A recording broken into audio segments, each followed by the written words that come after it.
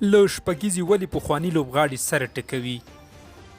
قدرمنو لیدونکو، که غواړئ چې د کرکټ له هر ډګره تازه او په زړه پورې معلومات وګورئ او د کرکټ په اړه له نویو بدلونونو خبر شئ، نو د هر څه وړاندې زموږ چینل سبسکرایب کړئ او د زنګ علامه کېکاږئ.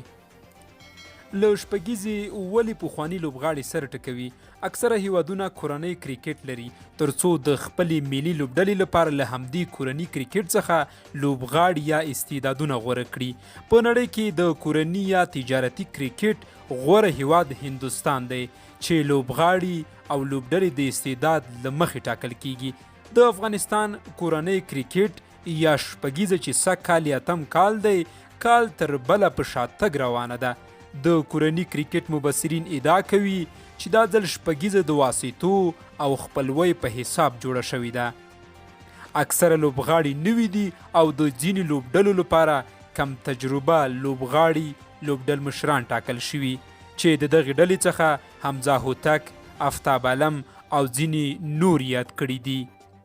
د دوی په وینا چې ورځ تر بلې د افغانستان په ملي لوبغالي کې د سیالۍ لپاره راتلونکي هیوادوال کمیږي او داسې کومه خصوصي رسنۍ هم حاضره نشوه چې یا د سیالۍ واخلي او خپرې کړي. هیره دې نه وي چې دا ځل شپږیزه کرکټ لیګ کې محمد نبي، راشد خان، نوین الحق شتون نه لري. دا په داسې حال کې ده چې د بلاسوم روغتون له لوري ویل شوي کوم سیلاني چې کیش ترلاسه کړ 15,000 افغانۍ جایزه به ورکول کیږي.